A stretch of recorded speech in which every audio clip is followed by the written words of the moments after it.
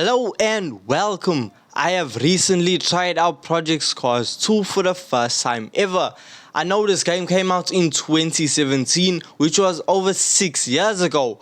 Just saying that actually sounds unreal. In today's video, we are going to be looking at a few features that I would like to see Gran Turismo creatively change and adapt and make it their own to simply just improve the overall gameplay of Gran Turismo 7. If you do go on to enjoy this video, don't forget to leave a like and subscribe for more racing game content. The biggest feature of any racing game has to be cars. So obviously, we're gonna talk about that. At the current moment, there are more than 400 cars for you to choose from to drive in Gran Turismo 7, whereas in Project Cars 2, there are only 189 if you don't want to purchase DLC.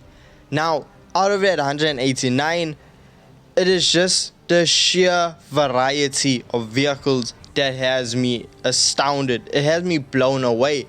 Like, you can give me 400 vehicles, but if you do not give me a variety of those vehicles, they are all gonna feel the same, and it doesn't really feel like you're experiencing anything new. Now, with Project Cars, they have literally every category of car that you can think of. If we just go through some of the categories that the cars are classed under, we actually get to see what a variety of vehicles we actually have. We have drift vehicles, F5 Formula vehicles, Ferrari Cup vehicles, Group 4, Group 5, Group 6, Group A, Group any number, any group you think of, the group is there. If you want your 90s Le Mans races, they're there. If you want your modern day GT3 vehicles, GT4 vehicles, they're there. Your mid 80s vehicles, your LMP1, LMP2, GTO vehicles, touring cars. Then there's still road cars to pick from. It's not only race cars. There's just a whole mix of different road cars, whether it's from America, Europe, Japan, the manufacturer, everything is different.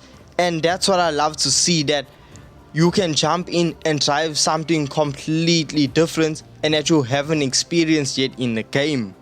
Now, scrolling through the list, I spotted the Skyline Super Silhouette, and now this car was recently added to Gran Turismo 7 with one of the updates. And in Gran Turismo 7, it is classed as a Group 3 vehicle, when we know that it's not actually supposed to be that. It had its own racing class, and we get to see what was some of the vehicles it would be put up against. And we see some iconic vehicles that would be so incredible if they were added to Gran Turismo 7. For example, the Ford Capri. That just looks like it would be so much fun and would just bring so much of a different taste and help and just compete with the Skyline. So having some of these vehicles in Gran Turismo 7 really would have made it something special. Who knows, maybe the people over at Polyphony have something working the pipelines to see some more incredible vehicles come to Gran Turismo 7. But one thing that I do like is, with this variety of vehicles, there are races for these vehicles.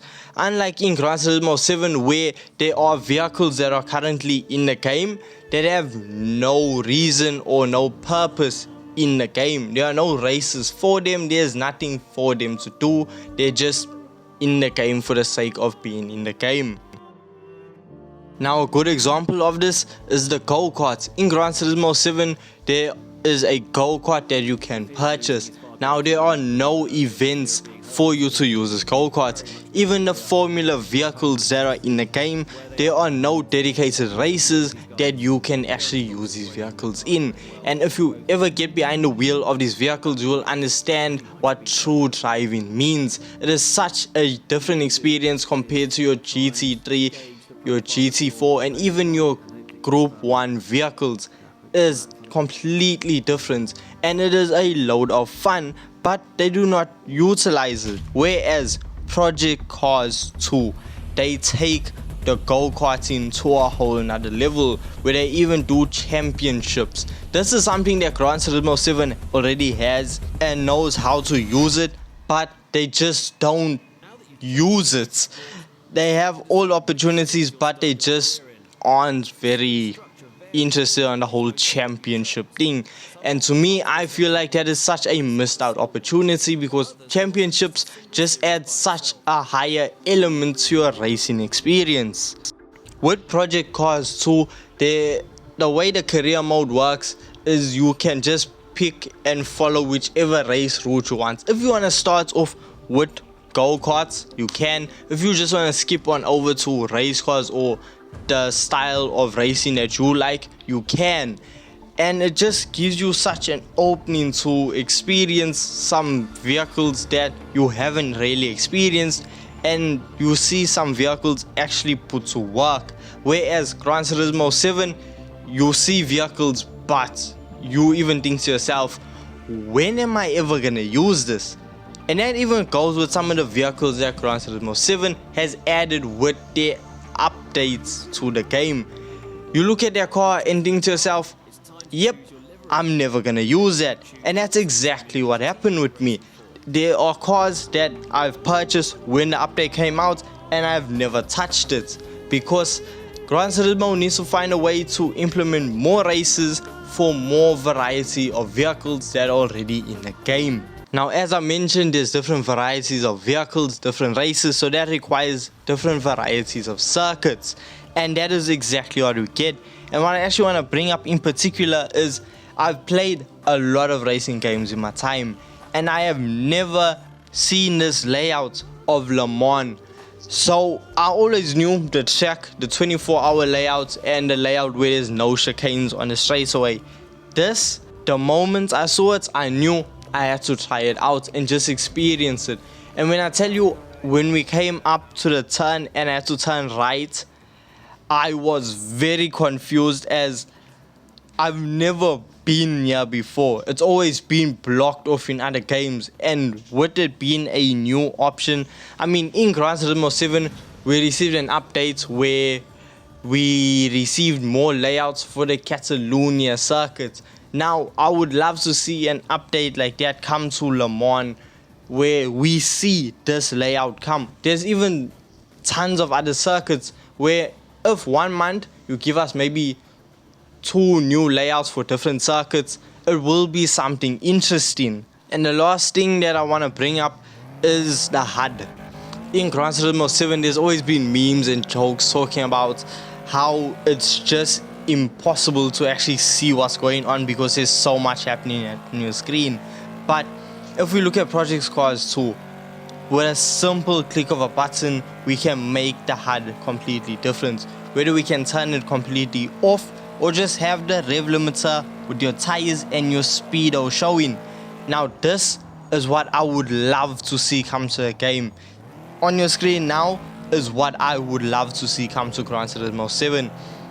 I sometimes, when I'm bored and not really wanting to race and just drive around in my cars that I've spent time collecting, I would just like to see the car, see the environments around me, and have the speedo in the bottom right corner with nothing else.